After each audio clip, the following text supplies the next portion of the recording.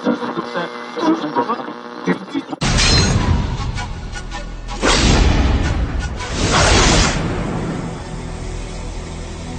an empire ruled by fear, the only hope is a blind samurai named Zatoichi. From Takeshi Kitano, the acclaimed master of Asian cinema, comes the story that ignited a nation and a man who challenged a kingdom. Justice has a new name, Zatoichi.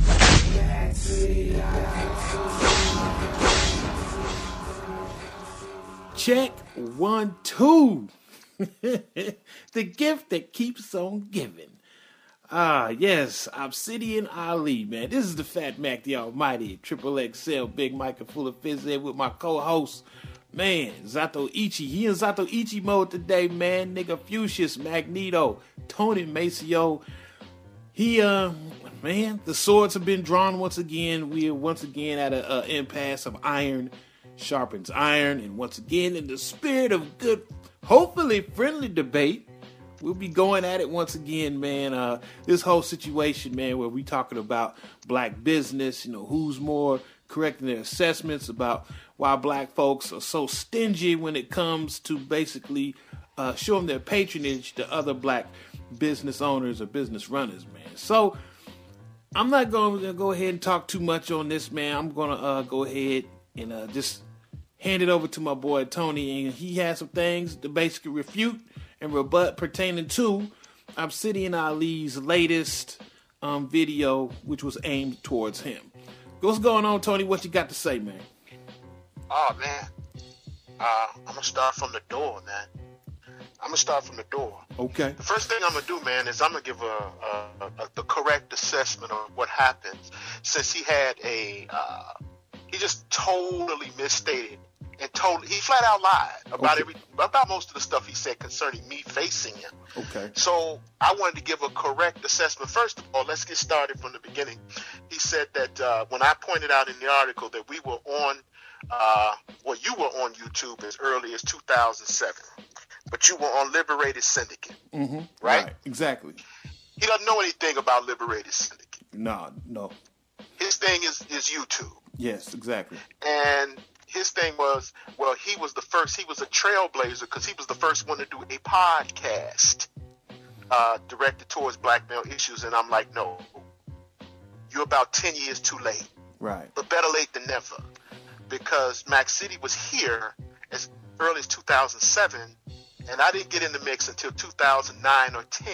Right. So I still beat you by 10 years, but let's be clear here.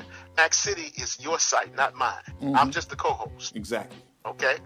So what happened was, and I want to give everybody a reference, a frame of reference so they can understand what happened. I've recounted this. This time I want to be especially detailed. All right. What happened was we did a podcast with, when they was doing the beef in 2007, and the podcast we did shots fired between him and Alan Roger Curry. Well, of course he heard that podcast because Alan heard it. Okay. So then what he did, he didn't have any problem with us, or what he thought was us critiquing Alan Roger Curry's Mode 1. He had a problem when I said that he wasn't attractive enough to be commanding a bitch to do anything. All right. Basically without going in his pocket. So he got in his feelings about that and then jumped on our timeline. We didn't go to his timeline. He jumped on our timeline, and him and I this was the summer of 2017. This is what he's talking about. So we went back and forth for about 2 hours. And he asked to come on the show at that time. No, he asked me to come on the show. He didn't ask you, he asked me. Right. And I told him, I said, no, you come here. And the reason I told him I wasn't going on his show, and I will tell the people the reason I wasn't going on his show, it wasn't because I was afraid of him. It was because Obsidian does a lot of fuckboy shit. And here's what I mean. When he had Angry Man on there with that white nationalist, I think it was Jared Taylor or somebody to that effect, I was listening to that debate, and I was listening how Angry Man wasn't coming through. It sounded like sometimes he was stopped in mid-sentence. And come to find out, according to Angry Man, and I have reason to think it's true, he was muting Angry Man's microphone. And then he later admitted that he muted Angry Man's microphone. So when Angry Man was in the middle of making a point or making a counterpoint to what the white man was saying, he shut off his mic. Right. And whenever he invited someone on, even if it was a female, if he invited a woman on there, oh, he really got grimy. Oh, he talked over them. Consistently. He cut their mics consistently. I mean, that's just what he did. So I said, if I'm going to gamble, baby, I'm gambling to win. I don't roll loaded dice. All right. That's not what I do. So what I told him was, I said, you can come here. And he said, okay, extend me. I said, well, I don't run the show. I said, Big Mike does. I'm just the co-host. You can ask him, and I gave him your email address. Yeah. So what happened was, Alan Roger Curry did Mackity. And after Alan Roger Curry did Mackity, I wake up and I got a little notification tone that lets me know when I have, email messages. And so I wake up at 6 o'clock the next morning. I got an email from his punk ass. He had emailed me 3:30 that morning. He didn't even wait till the sunrise. He had emailed me at 3:30 that morning. All right. Because Alan Roger Curry, he had heard Alan Roger Curry on the show, asked him to go on the show. So then that's when I told him, I put him in touch with you and told him to go ahead. And at that time, you asked me, you said, did I mind beating him? I said, no. But I said, realistically, it's easy to beat him. Me grappling with him is like grappling with a child. But whatever, I said, I take it. And then you said, well, I waited for the call. Call never came. Right. I waited for the chance to detach his motherfucking ass. I waited for that. So what happened was I didn't get a call. You called me the next day and you told me specifically that you kept me out of that just to keep the conversation civil. Right. And you even told him that on the air in the podcast. Right. So let's get this straight. I would never run from you. You are nobody for me to run from. Because in a debate, I know you can't debate. So, nigga, I will detach you. I will detach your head from your fucking body. Jesus Christ. You are no intellectual heavyweight. Do you understand me, boy? I would never run from you. Not in your wildest dreams. Not on my worst day would I run. If I'm going to run from somebody, I'm going to run from somebody that I would be intimidated by. Nobody intimidates me. And as I told you in your goddamn timeline, all you have to do is find neutral ground, and I will meet you there. And I will clap the shit out of you wherever you call me to be. So now, if you want to lay down a challenge on neutral ground, I will meet you there. I will meet you there with bells on. Oh, my God, man. So I'm not afraid of you. And I have never been. Why would I be afraid of, seriously. Why would I be afraid of a motherfucker that picks on women? Oh, my God. Why would I be afraid of a nigga that beat up on bitches? Why would I be afraid of somebody like that? Okay? So, step into the arena. I'm in this bitch. So all you got to do is find a neutral place. And we'll see who's afraid to step into the arena. But letting you get on your platform and overtalk me and mute my mic, nah, that's not going to happen. I would never let that happen. Shit. I don't know. I don't know what O'Shea got to say about it. Can y'all get on O'Shea's platform? I mean, O'Shea wouldn't have a problem with it. I don't think he would have a problem with it. Okay. I don't think he would. Because, the last... And if that was the case, I would do that. Yeah, the last interaction they had was, pretty much for the most part respectful. And I know you grilling Obsidian right now, but I do have to give Obsidian props on the fact that he is not scared to basically run into the fray either. You know what I mean? I've seen him run into hangouts where cats is just waiting and salivating to jump in his ass, man. And he seems to have no fear of going heads up with 3 or 4 niggas at a time. So it would seem to be a really good sparring session between you two, because cats don't know you like I know you. You know what I mean? I mean, you pretty much keep to yourself, and you pretty much don't really get into the fracas or the fray, and you don't really get into beef shit too much. So cats don't really know your steez, man. They don't really know who you are and what you about. And let me tell y'all cats something, man. Tony ain't scared of shit, man. For the most part, I have kept Tony out of a lot of shit. You know what I mean? I'm over here on YouTube, to help build, not destroy. And I feel that if I take the reins off, man, I take the chains off Fucius, there might be some problems in this bitch. You know what I'm saying? I don't want us to have no problems, man. I want us to build with the brothers. But I don't know if that's possible. We got a lot of personality conflicts, man. I don't know what's going on with cats. Here's the situation. You say he wasn't afraid. And that for the most part, he did go. But here's the thing. Right. He went into a place where somebody would let him talk. Okay. In many cases, they let him talk over other people. Mm-hmm. You understand? Yeah. So he went into a place where somebody would show him the modicum of respect and civility and allow him to make his point without muting him. Mm-hmm. He went into a place where he was allowed to speak his mind without people talking over him. If I had that platform, I would go into, I'm not afraid of going on hostile ground. Right. I just don't walk in the setups. Okay. And that's what he wanted. That was his thing. So with respect to him going on the hostile ground, even on hostile ground, they afforded him the respect that he wouldn't give to anyone else on his platform. I'm thinking of one in particular. It was a female on there, and back when he was cool with Black Gnostic Speaks. This was last year too. Right. Black Gnostic Speaks had to tell him to chill out and let the woman talk. Right. So if you're going to go somewhere and debate somebody, don't talk over people. One, and I wouldn't let you mute my microphone when I was speaking. I'm just not going to do that. I don't walk in. I'm not that hard pressed to prove to you I'm that objective that I'm going to let you control when I talk and when I don't talk and mute the mic so people can't hear what I'm saying. You will never do to me what you did to Angry Man. That's just not going to happen. Well, so let me move on. Okay.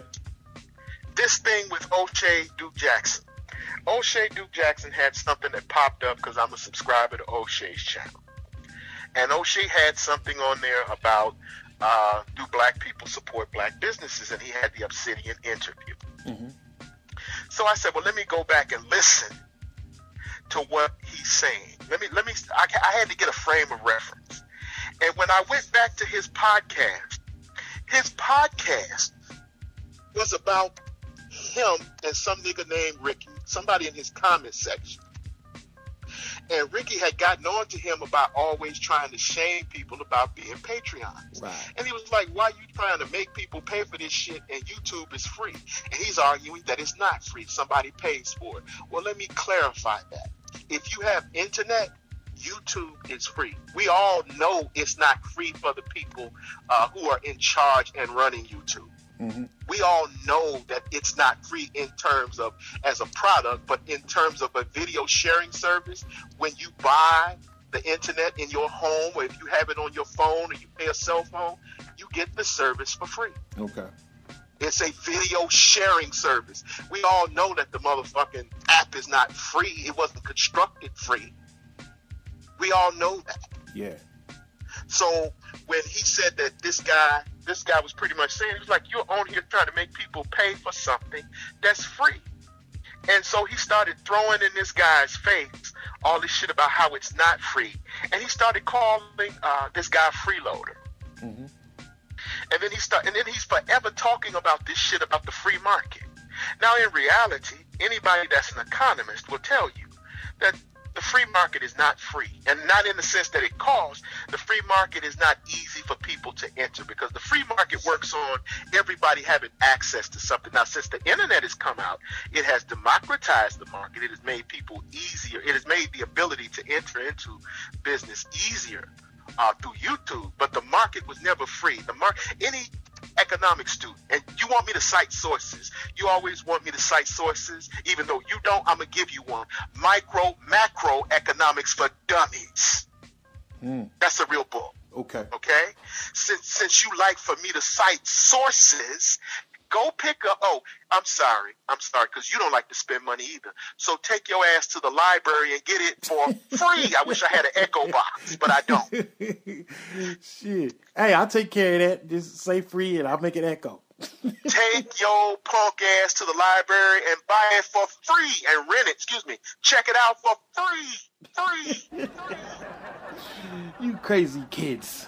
Okay. All right. So since you talking about that, what happened was that he was calling this guy a freeloader, and he was talking about all this stuff. And then here's what he said. He said that I'm feeling some kind of way that I don't have 300 Patreons because of niggas like you, Ricky. A small group of brothers have to pay the freight for niggas like you. And then he went into all this stuff about how black people don't support businesses. Now, you and I have always critiqued.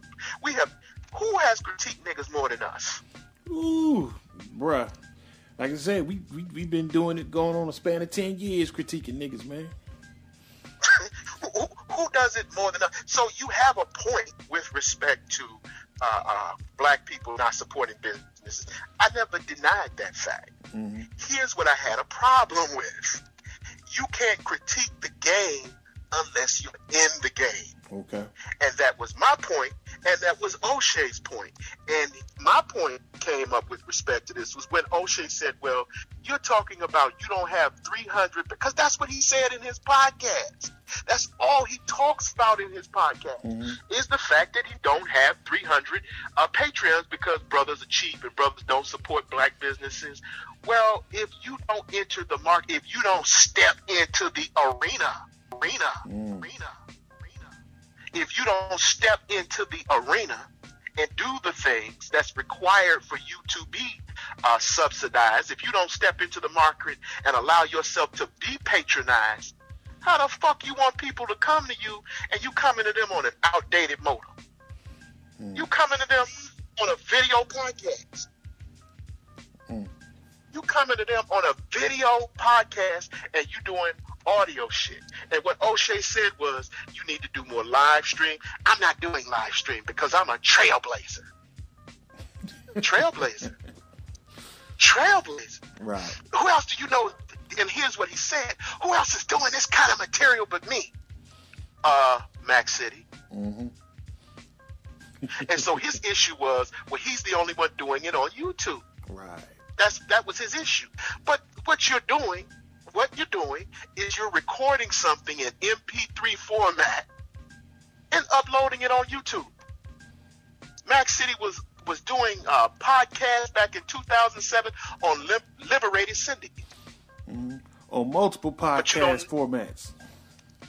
What was the downloads? Shit, man.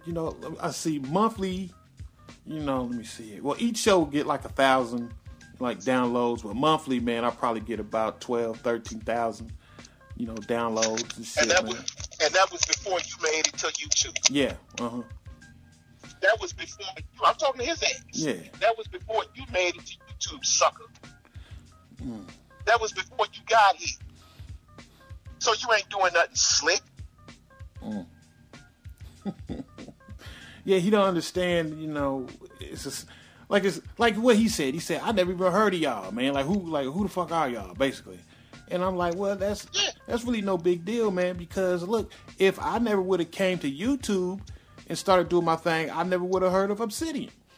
I guess he seems to have this thing in his head where if he don't know you from YouTube, there's no way you could have been successful any way, shape, or form or fashion. But there's plenty of people who are basically on podcast formats who are not on YouTube that are crushing Obsidian as far as numbers are concerned. You know what I mean? Yeah. So it's like, who the fuck is he? Say what?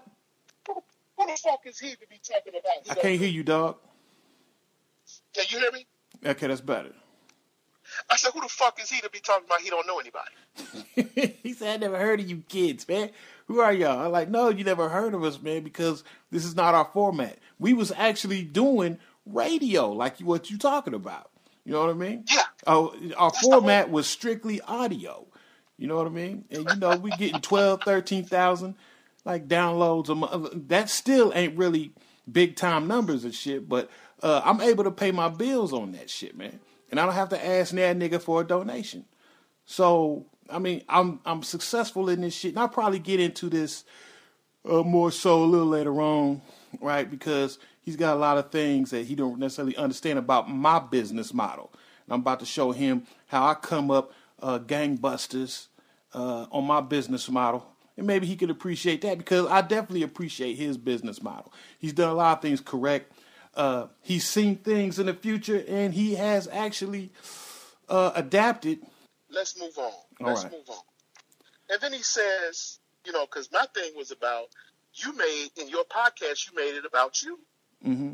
So when O'Shea addressed what you said in your podcast, you said that this guy was coming to your channel, listening to you, or you said that people were actually coming to your channel. This is what he said on O'Shea's Hangout, mm-hmm. and asking him when he was going to do another podcast. His thing is have you paid me? Right. Have you paid me?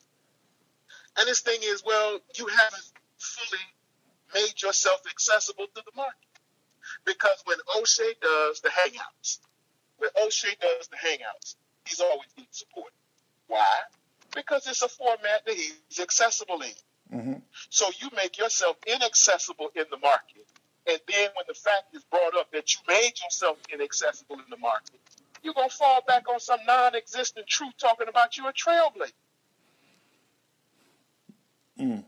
When motherfuckers on Liberated Syndicate was getting 4 times your listeners, 4 times the listeners that you're getting now on the web, we're getting that in a month. Mm-hmm. So what trail did you blaze? But you give him a pass because of his business model. I don't listen to him enough. I just thought his business model was Patreon. And he just kept saying he didn't take any AdSense money. Okay, well, you don't take any AdSense money. Stop. You're getting, hold on. We getting real bad audio, man. I don't know what you done did, but you cutting in and out, and I can't hear you. Can you hear me? Okay, I can hear you now. Okay. His thing was that, you know, he was a trailblazer. Yeah. I'm like, trailblazer doing what? When Mackity is getting, or we're getting, you know, 4 times the motherfuckers that's listening to you in 1 month. And we're not on the internet. Or we're not on YouTube. Right. So I was confused about what he was talking about, but they say he saw AdSense coming and all those things. Okay, that's fine. Wonderful. But I just thought his business model was Patreon. Right. It's okay. Scratch one up for him there. So then he gets on to this shit about how everybody at the Negro Magazine had a beef with him. Everybody got a beef with him. That sounds like some of the bitches we fuck with. Mm. Everybody is always somebody else, never him.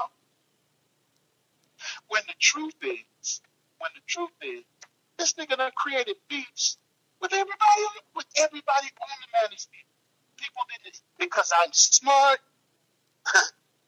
I'm determined. I'm smart, I'm driven, and I have a plan. Mm-hmm. There's nothing that you did that can't be done by anyone else. So there's no reason for anybody else to be envious. Hold on. Good Lord, man, what's going on with this audio? Shit. Are you doing are you talking in the room that you usually talk in? Yeah. Damn, boy, cause you underwater like a motherfucker for some reason. Okay, let's try it again. Shit. What about now? You hear me? Yeah. Okay, go ahead. Hello? Is that better? Nah, man, something ain't right, man. Shit. This the same phone you been using? Same phone, same everything. Oh my God. Okay, listen what I'm gonna do. I'm gonna call you back. Let me just call you back. This is horrible. Hold on. Try to was little, my father was famous. He was the greatest samurai in the empire, and he was the shogun's decapitator. He cut off the heads of 131 lords for the shogun.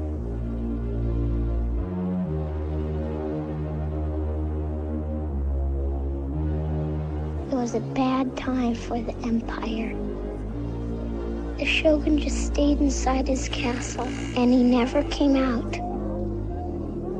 People said his brain was infected by devils, and that he was rotting with evil. The shogun said the people were not loyal.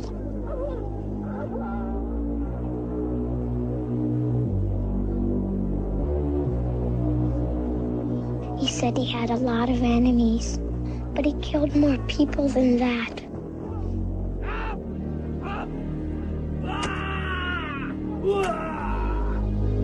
It was a bad time. Everybody living in fear.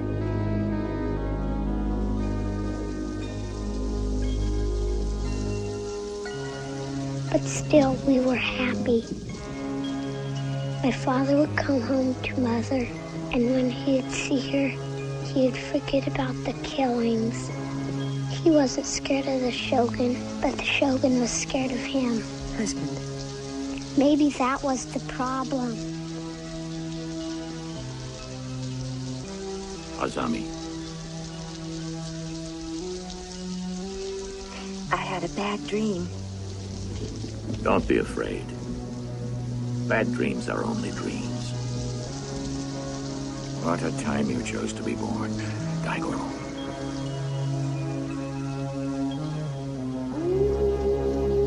At night, Mother would sing for us, or Father would go into his temple and pray for peace. He'd pray for things to get better. Then, one night, the shogun sent his ninja spies to our house. They were supposed to kill my father, but they didn't.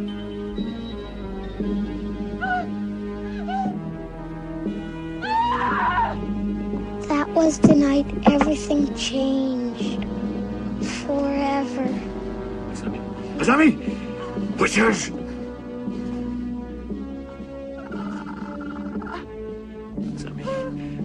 Azami, your dream has come true. Daigoro, you must protect us.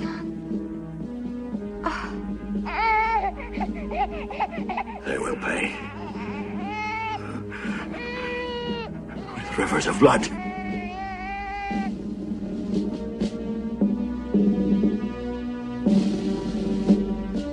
That was when my father left his samurai life and became a demon. He became an assassin who walks the road of vengeance. Can you hear me? Yeah, okay. I can hear you now. Was you talking? Yeah, can you hear me now? Yeah, I can hear you real good now. Okay. Oh, man. That's beautiful. That's much better. All right, well, go ahead and start it on off where you left off. He was saying he was a trailblazer. Mm-hmm.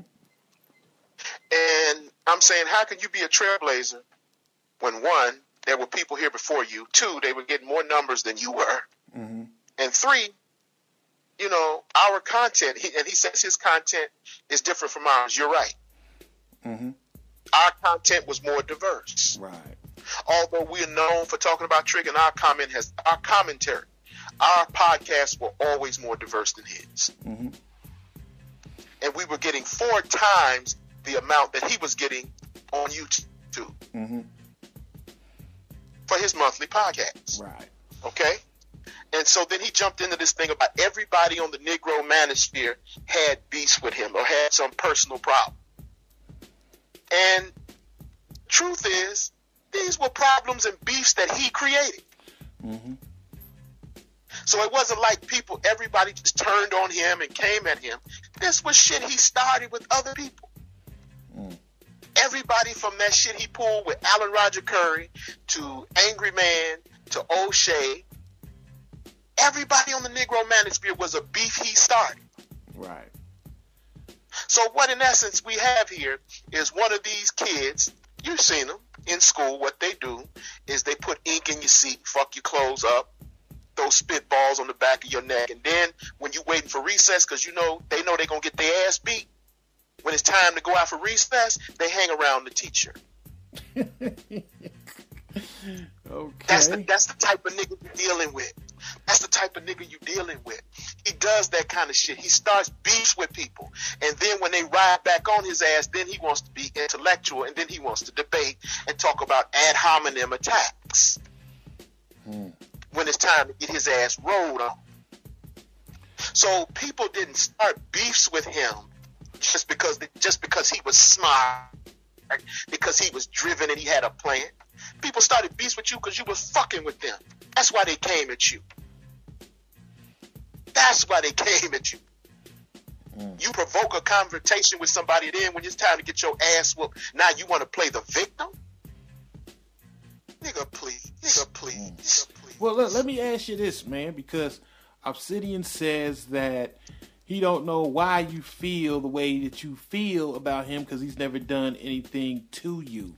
So, I mean, here's your chance right here to say, what's the kernel of discontentment that you have with this cat, man? Because like I said, Obsidian says, I don't know what this guy's problem is with me. You know what I'm saying? I mean, do you really have a problem with this guy?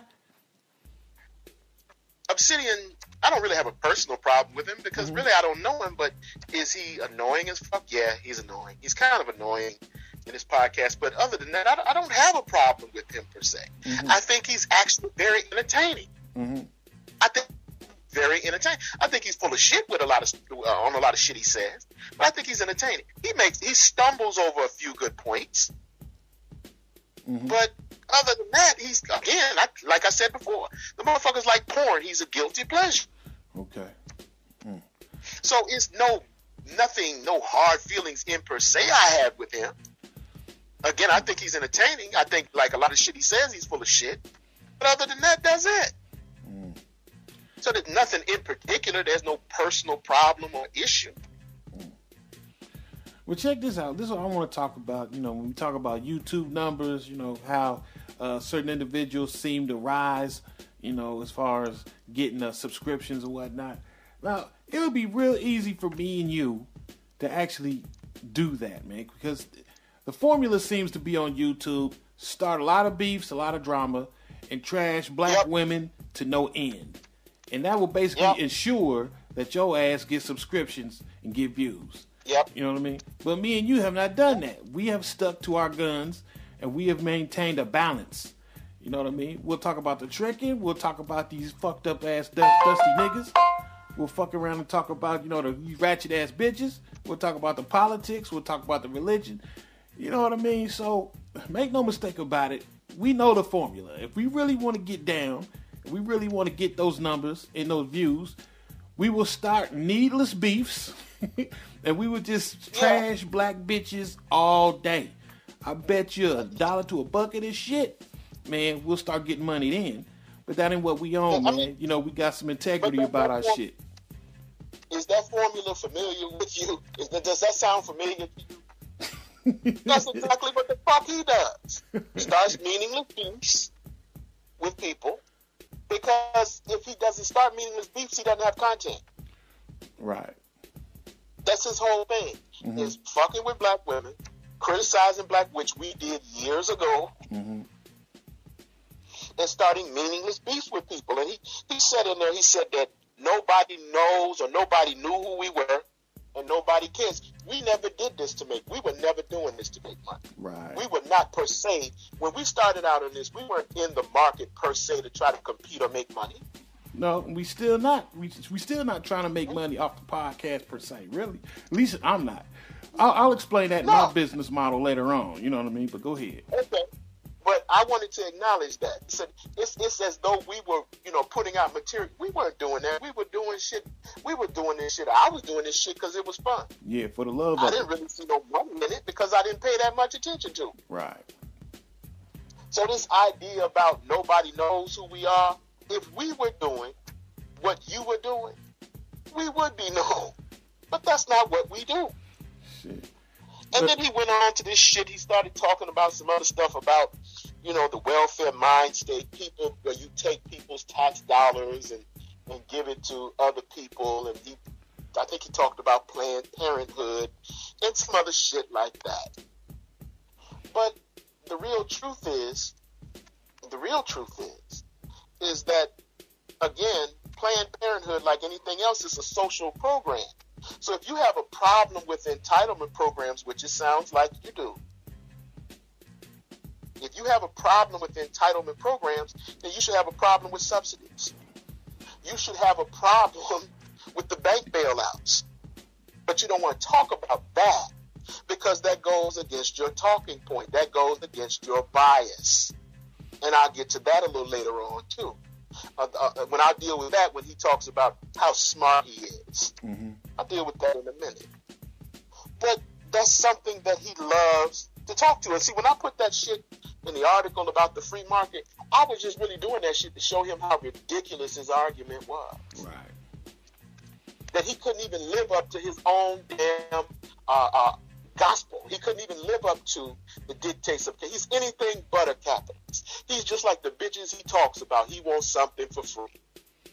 Mm. And his argument is that if he has subscribers mean that they should, become his patrons. They should be one of his 300. Right. And as I pointed out in an article, just because you get a bunch of damn subscriptions, that doesn't mean that somebody wants to buy it. Mm. Business works off the law of numbers. It works off the law of numbers. And another thing, quiet as it's kept, those constituents that he has on there, those niggas are not going to pay for anything. Mm-hmm. He's complaining about the very people that make up his market. And he created his own fucking market. People don't spend money when they're angry. People tear shit up when they're angry. Right. They do anything but spend money when they're angry. So you riling people up with beefs and you riling people up by talking about black women and black female fuckery and how black women... why would somebody spend money on that? They can get that anywhere on the internet. For free. You don't like that word, but it's true. Shit. And also, check it out, man. So that we not idiots over here, man. One way, me and you could excel, of course, we can talk about the pimping and, the misogynistic aspect of life and whatnot. But, me and you over here, we talking about the tricking. And if you want to turn niggas off, if you want to get niggas to not fuck with your channel at all, start talking about some tricking, man. Niggas ain't trying to, for the most part, hear you talk about no goddamn tricking, man. You know what I mean? So we not idiots, man. If we really want to take this to the next level, we know we got to talk about topics that niggas want to fuck with, man. You know what I mean? Niggas don't really want to talk about or really fuck with the concept of tricks. You know what I mean? So that should let you know, man.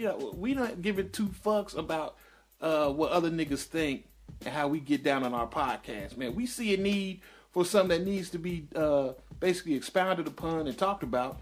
That's what we're going to do. We're going to restore balance to the universe, man. So, bruh, like I said, there's a method to our madness. It takes 10 years for most of these motherfuckers to come around and see the light. If that's what it takes, that's what it takes. But go ahead, man. I just wanted to reiterate that. We ain't stupid. We know, if we really want to get that money, we know the topics to stay away from and we know the topics to jump on. Go ahead. Okay. Then he talks about, he says that we're envious of him. Right. What do you have to be envious of? Really? Mm. Seriously, what do you have that I would be envious of? I assure you, you have nothing. And I mean nothing that I want. Mm. Nothing. Absolutely positively nothing. Right. From that whack ass echo box to them raggedy ass turntables you put up there on your screen. You have nothing that I want. And then it says, well, I'm a thought leader. I'm a thought leader. A thought leader. Mm-hmm. Really? With content that's 10 years old?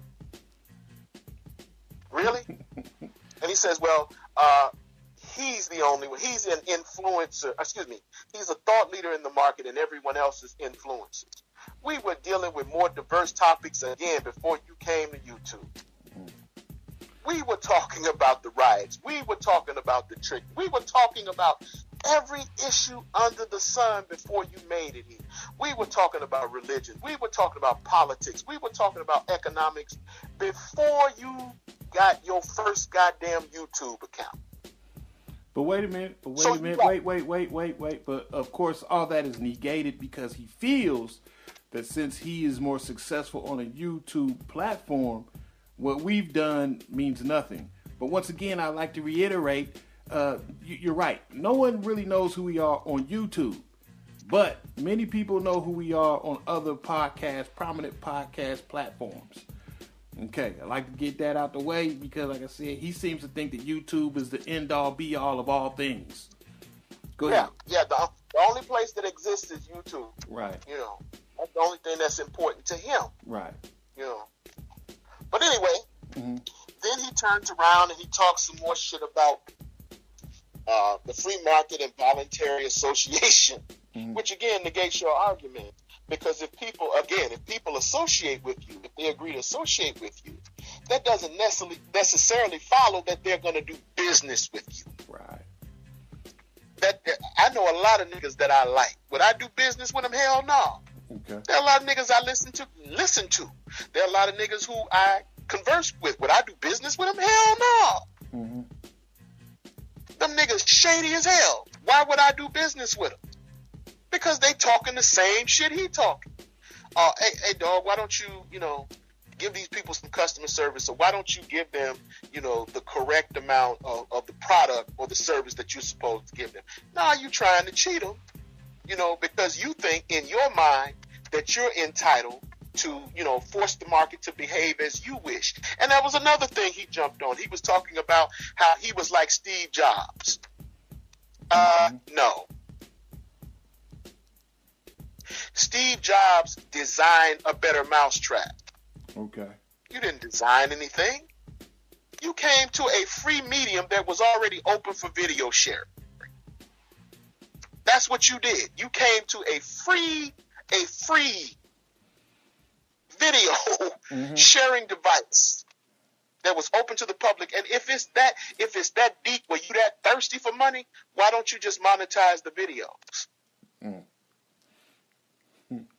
Like we do at Mackity. I don't monetize our videos. You got a pay-per-view, right? Oh, yeah. Mm-hmm. Yeah, that's right. Yeah. That's what I'm talking about. Okay, all right. I got you. If it's that deep, make the shit pay-per-view. If you want to see how many people are going to subsidize you, but you don't want to do that either. You want to tell people how to subsidize you. And then you can't understand that when you in that market of angry little cuckolds that like listening to you blast black women and like listening to you blast black people, but they don't want to pay you, now you all in your feelings because you can't get 300 subscribers. No, nigga, no. Let me interject something, man. When I got up on this joint, of course, I tried the Patreon route, and that ended horribly. You know what I'm saying? I got 4 patrons and shit. And it just goes to show, man, that I don't have... Hey, hello? Yeah, I'm here. Oh, I was about to say, don't put it on speakerphone. Sound like you was on speaker for a minute. Yeah, okay. Yeah, basically, I found out that Patreon is not necessarily the medium for me because, niggas want extra shit. You know what I mean? If they gonna patronize you, niggas want extra shit. And I ain't about to be doing all that extra shit. You know what I mean? You know how it is with me and you, man. When we do a show, it's because we want to do it. You know what I mean? It's not like a situation where we have to meet a quota. You know what I mean? We have to crank out a certain... Yo, man, is that speaker on? Nope. And the fuck? I'm getting feedback from that shit. And so, yeah, man, I don't have any room to gripe about the whole shit, man, because like I said, I'm not willing to actually crank out extra shows, and I see that's what the market is. You know, if you're going to get patronage, niggas want extra shit. So I said, fuck that. I'm not about to crank out no extra shit. You know what I mean? It is what it is. I'm not even going to plug the Patreon shit no more. But I'm not getting on here blasting niggas about it. You know what I'm saying? It is what it is. Yeah. Niggas want extra shit. It is what it is. Big Mike is not about to be cranking out extra shit, you know, because every show that I do, I want to do it because I want to do it, not because I want to meet a quota. You know what I mean? And with that being said, I can't get mad at these niggas because they don't want to patronize me because they expecting more extra shit.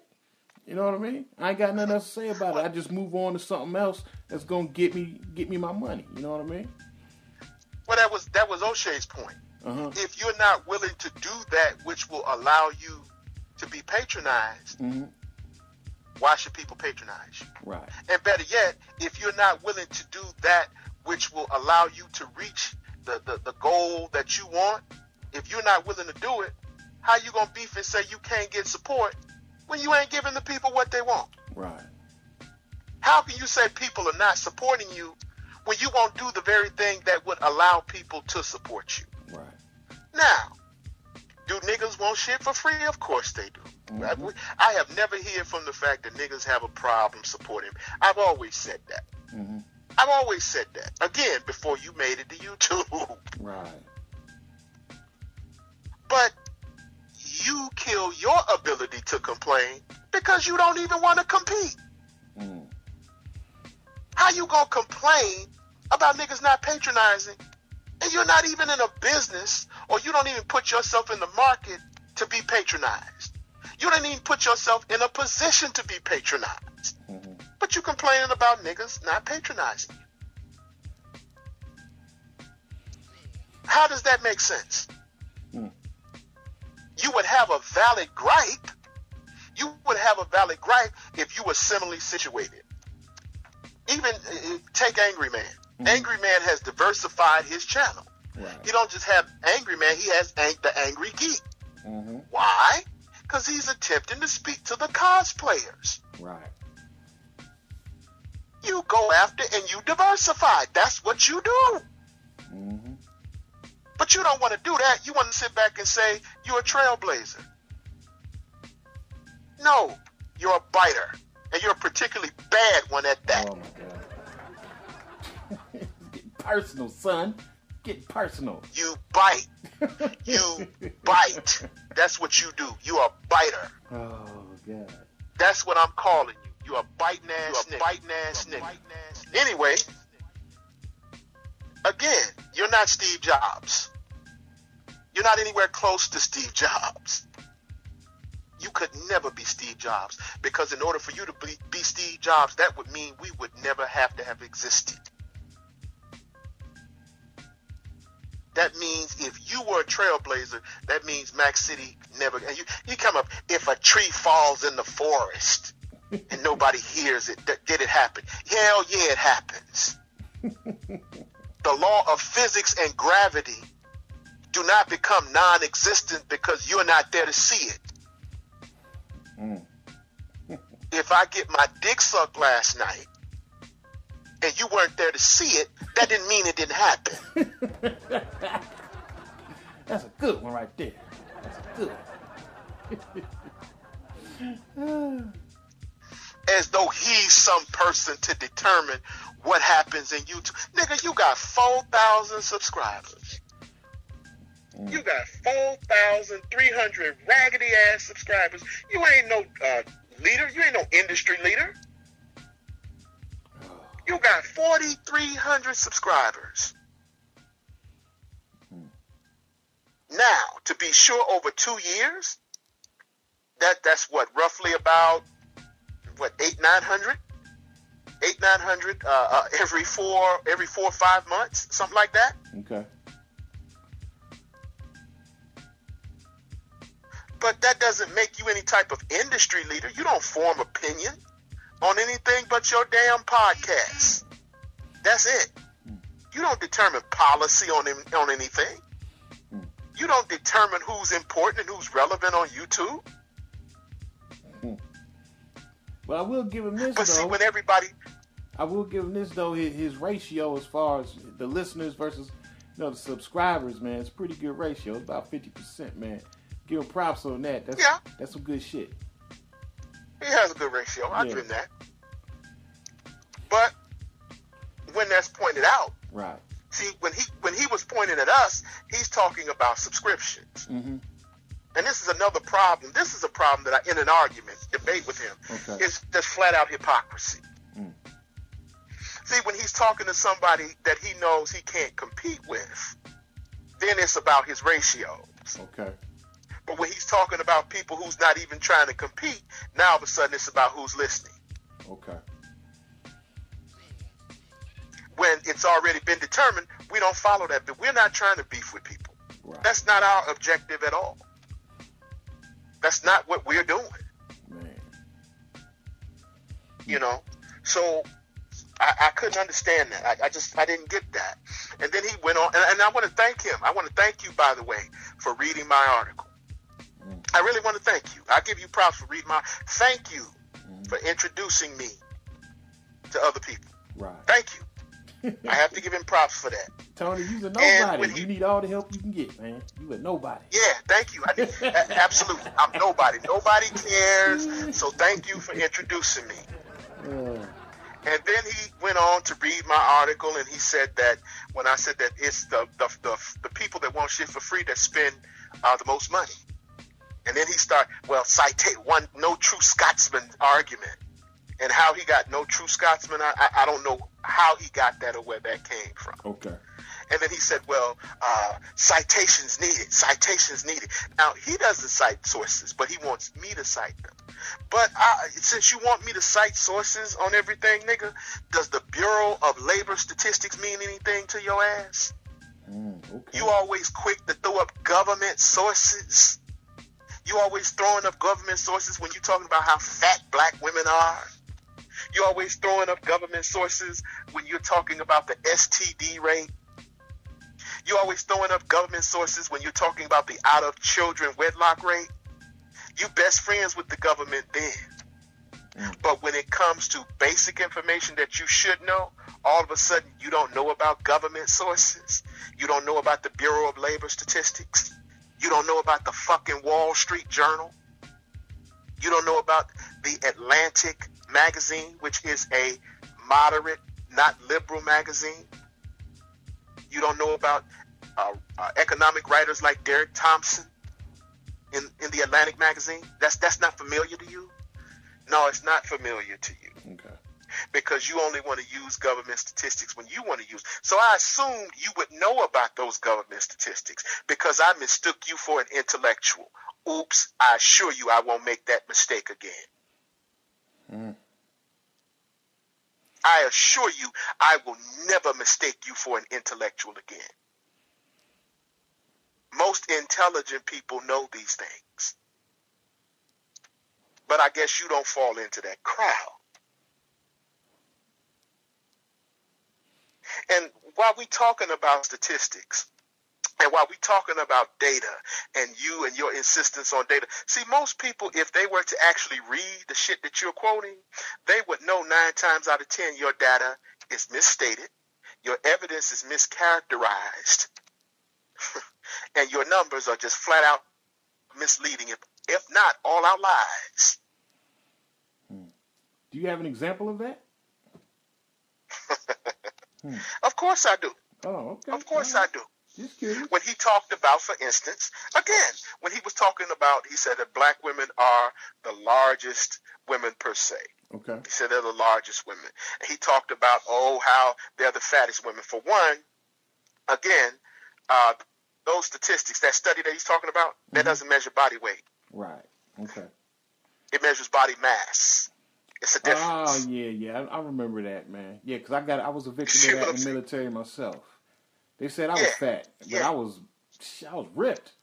I was muscular as hell. They said I was fat in the military.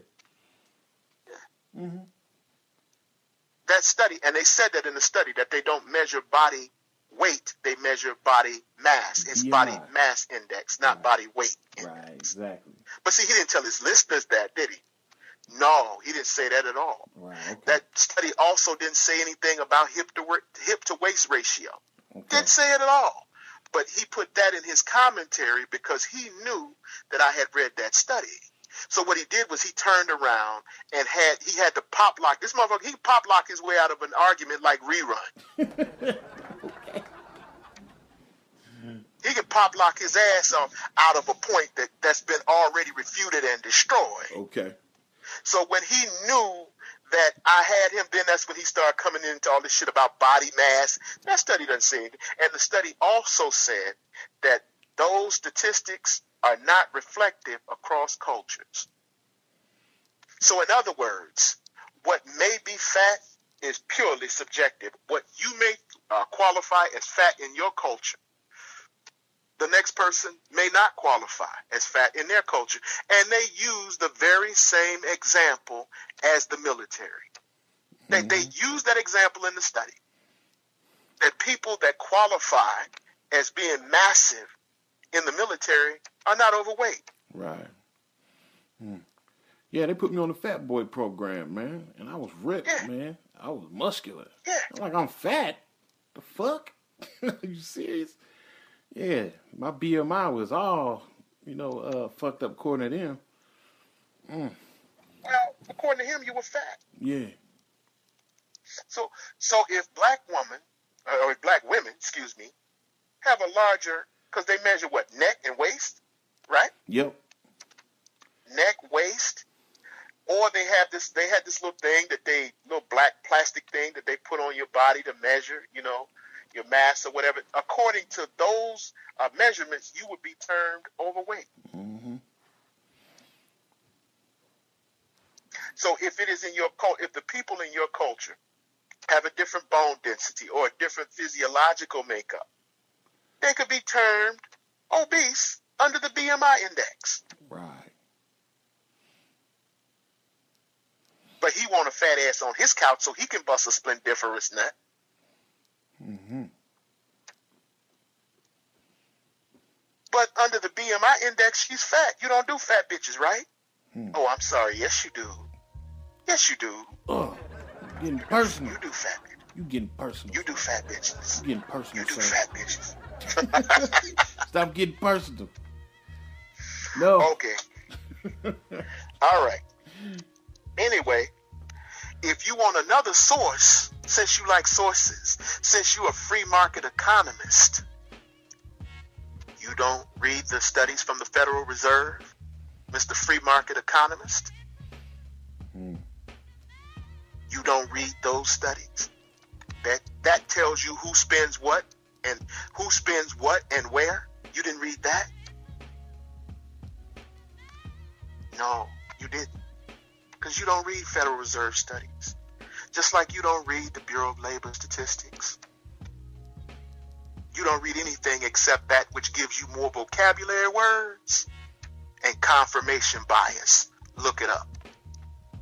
I'm sure he knows what that is. I'm sure.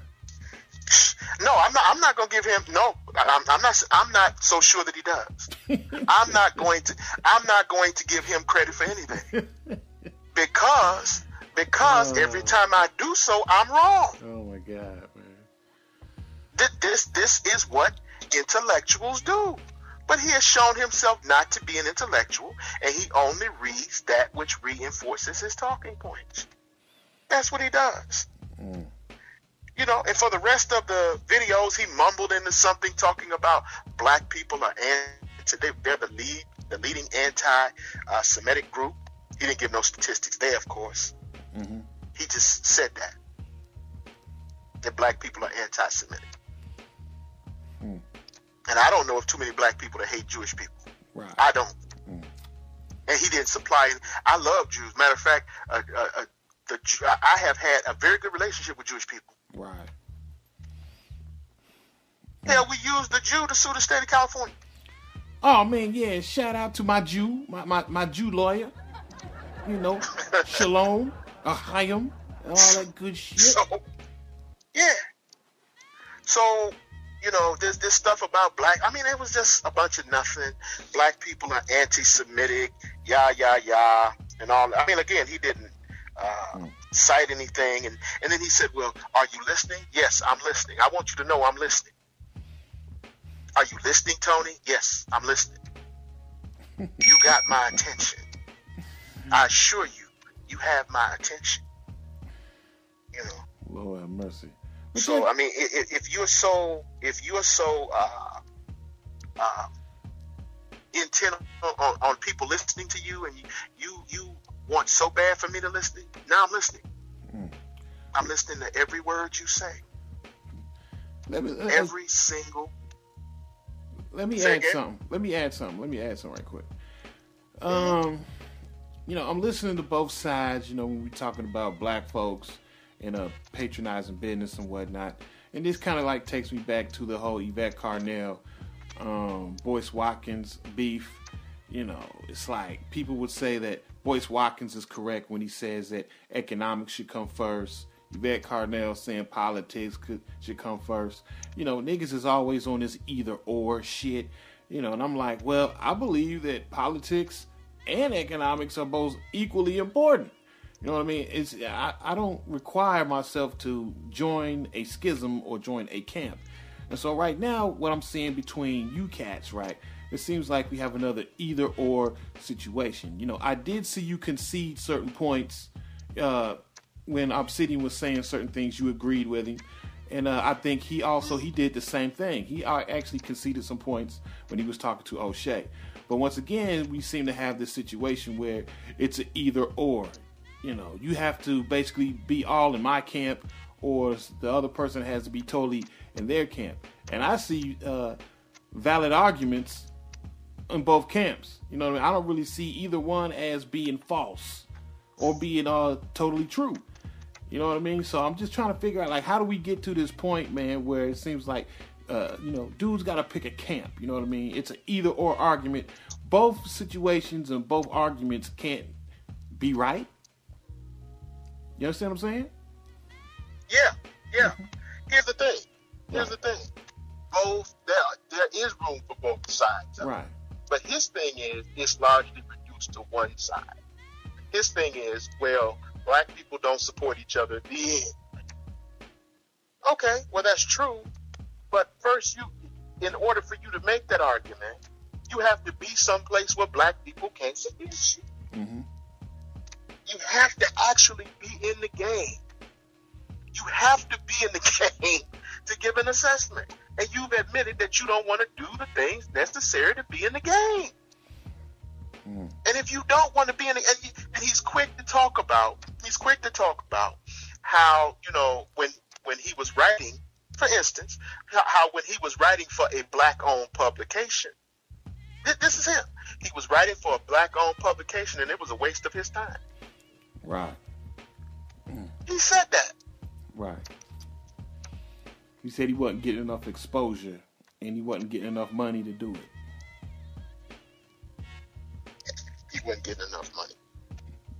What does that mean? You know how long he wrote for the Negro Manosphere? No. 90 days. Oh, okay. Believe he said that it wasn't worth the aggravation. He said the money that he was getting wasn't worth the aggravation. It wasn't worth. But what was the white boys paying? From what I'm hearing, they didn't pay him nothing. They ain't pay him shit. Okay. So what can he compare that to? If they were paying him hundreds of thousands of dollars, which I'm sure he's going to come back and say, mm-hmm. They weren't paying him anything. The motherfuckers over there where he was wasn't paying him anything. But he was working for a black man getting paid. Now all of a sudden, ain't the black man, the black man paying. The black man paying. The white man wasn't. And then he says, well, I took all these white people, I brought all these white people over here to my channel. If you brought all these white people over there to your channel and things were so wonderful, If you did all of that, you brought all those white people over there, and life was just heavenly, then why are you asking niggas for why are you asking niggas to pay $5? Why are you asking 300 niggas to pay you $5? If everything was so wonderful where you were.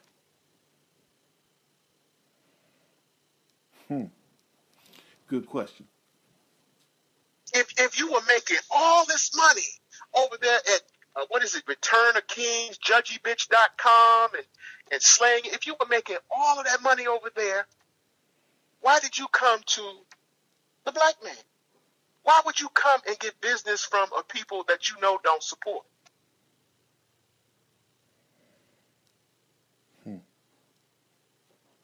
What business model is that? What business model exists where you leave a working market to enter a failing? Who does that? In a capitalist economy where the objective is to make money. Oh, shit. So yeah. My thing was that if you're going to criticize the market, at least be in the market and compete in the market. But you don't want to compete in the market. You want it given to you. But ain't that what you say about black women? Interesting. That they're socialists? Right. Isn't that what you call? Well, no, he says when it's taken from other people, when it's involuntarily taken from other people and given to someone else. You want them to choose free association. If I'm associate with you, if you and I are going to associate, in any situation where people are associated, there is some type of binding agent that causes those people to associate. Pimps associate with hoes and other pimps. Why? Because they're doing the same shit. Bankers associate with other bankers. Why? Because they're doing the same shit. Street thugs associate with other street thugs. Why? Because they're doing the same shit. But you want to come into a market where there are a bunch of other people doing podcasts on YouTube and say that you're a trailblazer. Now, you guys say his business model is cutting edge. He saw AdSense and all of this, and maybe he did come up with a prediction. I don't know. Maybe he did. But I'm talking about as far as access to the people that are going to pay you. I'm talking about where the rubber meets the road. And where the rubber meets the road, he's not interested in giving people the service that they require so that he can get paid. He just wants people to come to him on his terms. Now, if you have the influence and the power to do that, like Steve Jobs did, if you are a market, a person that, directs the market, if you control market share, or if you're an industry leader, you can get that off. Obsidian is no industry leader with 4,000 damn subscribers. I never even knew who y'all was. Yeah. It's like, damn. How the hell you an industry leader with 4,000 subscribers? How the hell are you a thought leader with 4,000 subscribers? Well, wait a minute. Let's back up now. We got to be honest about that because basically our numbers are worse than his. But we basically state that shit. We was trailblazing way before he was trailblazing. And so I would think we were here before him. Yeah, we were here before him, but yet and still, like I say, he's dismissing us because we don't have the numbers. And so now we're turning around and we're dismissing him because he's only got 4,000 subscribers. You see what I'm saying? Yeah, but here's the thing. He's dismissing us. You're right, based on the fact that we didn't have the numbers. Right. But we weren't really trying to get numbers. Right. But he won a ball rub. Yeah, we got a ball rub. We just got numbers on a different platform. That's what he don't understand. On a different platform. Right. That's what I'm saying. Yeah. But he won a ball rub. See, we have numbers, but our numbers is across two different platforms. Right. But he won a ball rub all over YouTube. So I'm gonna go ahead and throw him a bone on this, man. I do believe that he's done some pretty innovative shit. You know what I mean? I gotta respect it. I gotta keep it 100. Done some pretty innovative shit, man. You know what I mean? So I ain't gonna take that away from him. But yet and still, you know what I mean? I do believe that as much of a trailblazer as he thinks he is, yeah, it's nothing new under the sun. It's been done before. And me and Tony been doing it for 10 years. Even though you don't see even though he don't see the numbers on YouTube, we got the numbers. That's my point. Yeah. My point is, if you're talking about trailblaze, my definition of trailblaze is if the shit has never been done before. Right. You're doing something that has never been done before. Okay, you get in the market and you can spot certain trends. Okay, you're in the market, but that's not a trailblazer. A trailblazer has done something that has never been done before. That's not him. Okay. That's my point. That's not him. Okay.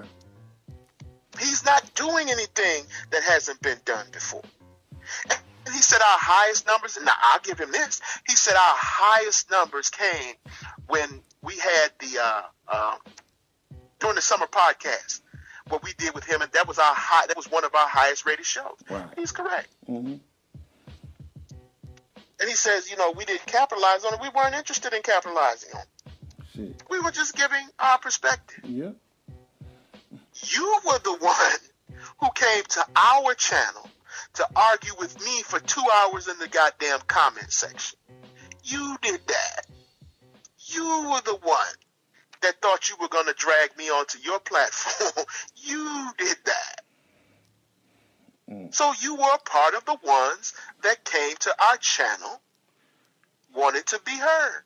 And what happened after that, he didn't even want to do an interview until he heard Alan Roger Curry's interview. Then he wanted to do an interview. Okay. I told you he sent me a message at 3:30 in the morning. Yeah. I still have the message. He was up at 3:30 in the morning listening to that podcast. Shoot. And just to be clear, hold on, just to be clear, let cats know and understand, man, that when me and Tony do this shit, man, we don't eat off of this shit, man. We don't eat off of this podcast shit, man. So it's really not that important to us. Like with an Obsidian, it's pretty important to him because he eat off this shit. You know what I'm saying? You know what I mean? We more so doing it for shits and giggles. We do it for therapy. And if we had just so happened to get some dividends, some money out the shit, then so be it. You know what I mean? And that's the kind of laid back attitude we got with it, man. And like I told O'Shea on the phone, man, I'm like, heaven help these niggas if me and you actually really got serious. Because we just recently kind of like started really getting into it, man, like the past 8-9 months. You know what I mean? Exactly. We just started saying, maybe we want to go ahead and look at this and, see what we can do with it. You know what I mean? So I say, like, for the past maybe 8 months, we've been actually really fucking around with it on a more serious level, man. You know what I mean? But still not as serious as an Angry Man, not as serious as an Obsidian, not as serious as an O'Shea. We still got a whole lot of shit that we got to do, you know what I mean, to even be considered serious YouTubers, man. But we ain't trying to eat off the shit, so we don't take it that serious. There's a world outside of YouTube. I know it's hard for you to believe that. But there's a world outside of YouTube, and in that world is where we make our living. This to us was like recreation. Right. We weren't trying to become, and he said, well, because when the hit list, when, that thing, when all them black female YouTubers came after all the black male YouTubers, we weren't on the list. So because we weren't on the list to be, have our channel removed or struck off of YouTube, that somehow means that we're not relevant. We wasn't trashing black women. Shit. No, we weren't. We weren't interested in going after females. We weren't interested in giving our females public information just so we could one-up them. We weren't interested in using their content. That wasn't what we do. That's not what we did. That wasn't what we were about. So the fact that you brought that up, I'm confused as to why you would do that, because we weren't here to be crusaders against anybody. We were here so our voice could be heard. That's why we're here. But if you want to be here, and all you're going to do is you're going to get niggas arrested. That's what's going to happen. He going to talk all this shit. And one of them niggas, one of them angry little cuckolds on his podcast, going to go stab somebody or go do something to, one of these female YouTubers and get arrested. Off of some shit he said on YouTube. And there's niggas out there that's just that stupid. Yes. Fucking with Obsidian, you're going to get arrested. God damn. I'm just telling you. Okay. Fucking with him, you gonna get arrested. I'm just keeping it 100. Fucking with him, you gonna get arrested. But anyway, he talked about opening the books, how he opens his books. And again, we've already said it's not that deep to us. Right. And of course he said that no one had ever heard of us, until last year, so forth and so on. And the funny thing is, it wasn't even him. If you're talking about people on the Black Manosphere on YouTube, it wasn't even him that even said anything about us. It was Alan Roger Curry. Mm-hmm. You see? Right. So it was Alan Roger Curry that came to our channel and heard what we were saying, and chipped in. And he was the one that gave us the juice to put us on. But again, we had already been here for years. Just not and really again, on we YouTube. had just not on YouTube. We had a presence on Liberated Syndicate because that's where most of the shit was uploaded. Mm-hmm. And then here was the thing. Again, this is not my website. This is Mac's website. Right. This is Mac's website. He said he came to the website and he wanted to know who let the dogs out. I'm going to go ahead and expound on that on another show, man. I got a whole lot of shit, I'm going to have to enlighten Mr. Obsidian on, you know what I mean? But I'm going to keep that because I got to write down my talking points on it, man. But I'm going to enlighten the brother on some things. I know a nigga with no receipts ain't talking about who let the dogs out. I know that's not you, dog. No receipts. I know a Gene dancing machine reject like you. Oh, my God. Ain't talking about who let the dogs out. A motherfucker with no receipts. I know you ain't talking about nobody. And nobody ain't seen your woman. I know you don't have the nerve to do that. Oh, I take that back. Somebody has seen your woman. It's getting personal, son. It's getting personal. I know somebody has seen your woman. And from what I understand, if that comment is correct, then whoever you fucking with, they belong on Mac City. Ooh. Oh. Who let the dogs out? Who let the dogs out? Oh, my God. I man. know you ain't talking about that. Oh, my God, man. I know you ain't trying to flex and bar. You? Trying to bar up you? Oh, my God. Hey, wait. I got to do this. Man. Insert dog face here. Here. I couldn't help that one. I couldn't help it. Insert dog face here. Here. It's getting personal, son. It's getting personal. Who let the dogs out? Oh, my God, man.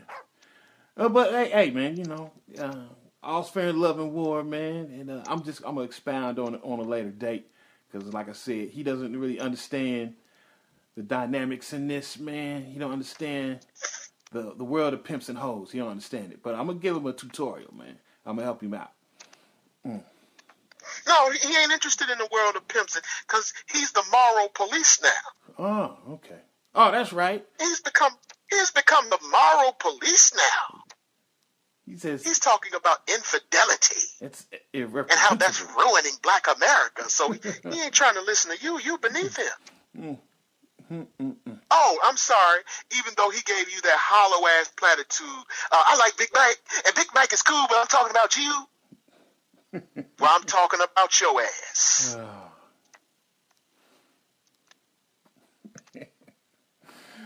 Oh, shit, man. So you can spare him a tutorial about the game and about pimps and hoes. And you know why you can spare him? Why? You know why? Because he's an undercover trick. He ain't no undercover trick, man. He don't let it be known. He is an undercover trick. He done basically said, that the tricking is viable. He ain't necessarily hid from that. He done basically let it be known. Like, yeah, that is an option. No, he hates the fact that he has to trick. Oh,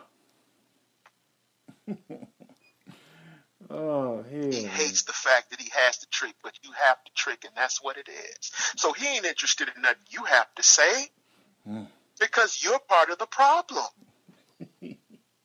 Oh, yeah, I am part of the problem. Because he did say he can't stand motherfuckers. He did say he can't stand motherfuckers that, fuck other people's girlfriends and wives. Mm-hmm. I'm definitely guilty of that. I'm guilty of that shit, son. I'm guilty, son. So, you are a sociopath and a sycophant. Oh, shit, man. Yeah, he don't like people like you. What could you possibly have to tell him? Shit. You're the ruin of Black America. Man, I fucks with motherfucking Obsidian, man. That's my nigga, man. I fucks with him. I fucks with him the long way. I don't give a fuck what none of y'all saying about Obsidian, man. I fucks with my nigga Obsidian, man. He a little misguided on some things. You know what I'm saying? But like I said, I don't throw away the Ferrari or the Porsche because it's got some dings and scratches on it. I fucks with him 90% of the time, 90% of the time I fucks with him. The other 10%, I don't pay that no mind, man. Shit. What the hell wrong with y'all, man? All y'all need a group hug, man. The fuck wrong with y'all? Everybody get in a huddle and just hug. Get a hug fest going on. You can't hug a nigga that's a compulsive disruptor. Oh. You can't hug a nigga that lives to start trouble. Oh, man. You can't hug a nigga like that. At least I can't. Well, that's a brilliant business model there. He understands what would generate revenue. And so, shit, you do what you do. But that's the whole point. It ain't generated revenue. That's what he vented about. Okay. It's not generating revenue. That's the whole point of the discussion. It's not generating revenue. Okay. The whole point was that he said on his podcast, he said point blank, he's upset that it's 2 years later and he hasn't had 300 subscribers. Shit. In all fairness to him, he's smoking compared to my 4 subscribers that I had at my peak. I got 2 Patreons now. 2 of them, nigga. Shit. Even though I ain't plugging it. Have you really tried to put anything in Patreon? You said what? Let's be honest. Do you really fuck around on YouTube and Patreon like that? Man, I ain't got shit in my Patreon. Nothing. So, in other words, you giving him credit for smoking a nigga that ain't even trying to compete. Hey, well, man, shit. Shit, get credit where it's due. He making some money at his Patreon, man. He doing what he doing. Evidently, it's not what he want to do. He feels that's the whole, but that's the whole. Just the point is not that he isn't making money. Mm-hmm. The point is he isn't making the money that he want to make. Okay. He isn't making what and he said since he started this beef, he's jumped up 10 subscribers. Mm-hmm. A beef and you only get 10 subscribers. Mm-hmm. One debate and you get 10 subscribers. Mm. You can't be very good at beef either. Because usually when rappers start beefs, they go platinum. Okay. At least gold. You start a debate and you talk all this shit and you get 10 subscribers out of all this shit. You come on an hour and you got 10 subscribers for an hour worth of talking shit. Right. Really. So, yes, he has made some money. But his according to his podcast, this is from his mouth. He's feeling some kind of way that he didn't get 300 subscribers because of niggas that are tuning in and not paying him. That's his beef. Okay. And he took that and stretched it and said, well, black people don't support. And he was right about that. Now, I'll throw him a bone on that. Okay. Yes, he is right. Yes. In general, yes. But then again, if you don't put yourself in the market, or you don't come to the marketplace with the means to compete to get their money, I'm arguing you don't have a bone in the fight. How you gonna argue without an argument? You're not in the market to compete. If you standing on the sideline and giving an assessment, that's fine, but you're on the sideline giving an assessment. You can't comment as some type of industry leader or participant. But check this out, man. That's what I want you to do. I want you to kind of, wrap it on up, because, shit, man. We going on, damn near 90 minutes, man. So we got to go ahead and wrap this on up. Don't want to keep this going too long, man. So if you have any points that you haven't expounded upon, man, go ahead and get that out the way, man. Okay. First point. Okay. I never have, never was, and never will be Mano y Mano. Never. Never have. Never will. Mm-hmm. Number 2, thank you again for mentioning my article. Thank you on your platform of 4,300 subscribers. I want to thank you. And, he said that we were getting paid off of him. Have we made a dime off this nigga? He said that about us? Yeah, he said that we were getting paid off of his, I guess he's talking about me. Okay. We were getting paid off of his name. I ain't received one dime from you, nigga, but I tell you who I did get money from, and I disclosed it in the article. O'Shea Duke Jackson paid me, and it didn't have a damn thing to do with you. Nothing. Okay. Nothing. So, Mackity has not now, nor have we ever made a dime off you, because you're not anybody to make any money off of. You're a rundown, grimy ass gimp little nigga with 4,300 subscribers. Oh my God. Jesus, man. You're not anybody that could make, you're not somebody that could make me any money. And telling somebody where to go to make, that's not the same as supporting them. So let me get that out of the way. Number 3, you did make a legitimate point. You did make a legitimate point. But your point was negated due to the fact that you weren't even willing to come out to the playing field. And finally, you're not a trailblazer. I'm sorry, you're not. I hate to disabuse you of that notion, but you're not a trendsetter. And your topics, not really that diverse either. Not really. Not according to the Mackity catalog. You can't compete. So my last parting words. 1, on a neutral ground, I would be more than happy to bury your ass. Jesus, man. What the fuck? On neutral ground. Not where you have control of the mic and can mute people you're not gonna pull that shit on me. But on neutral ground, you name the place, I'll be there. I'll be sure I'm there. Shit. And number 3, number 4, and finally, and I'm out of here. You'll never have to look for me. I'm always right here, and I know you listening. Now I know you're listening and you're reading. Checkmate, bitch. Oh, my God. Group hug, everybody. Group hug. Let's get around. Let's show some love. All right, y'all. Once again, in the spirit of friendly debate, I don't know if that was what you call that friendly, but goddamn, man, let me go ahead and just say this, man. Shit. Man, I do love YouTube, man. I do love the personalities, and I do love the information. And, man, I ain't got no problems with none of these motherfuckers on here, man. Like I said, I fucks with cats on the points that I agree with.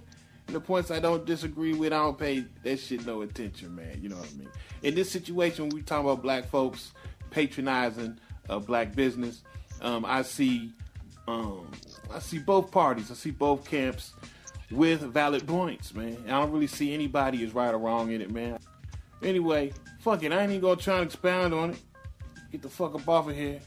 Shit, man. I just want to go ahead. Well, go ahead, man. Matter of fact, Fucius, you didn't even go ahead and give your contact information, man. Where cats can actually find you at, man. That's real important, man. Hit us up. I'm at powerandstrategy.com. I write for the Negro Manosphere every Tuesday. And I have, again, my online chess store, shipping and handling products included. I have a Patreon site, Power of Strategies. That's my Patreon if you choose to subscribe. I have a YouTube channel, Power and Strategies, and a Facebook page at Power and Strategy. Like, share, and subscribe to articles and the videos. If you have any questions, please reach out and ask me. Reach out if you got questions, concerns, whatever.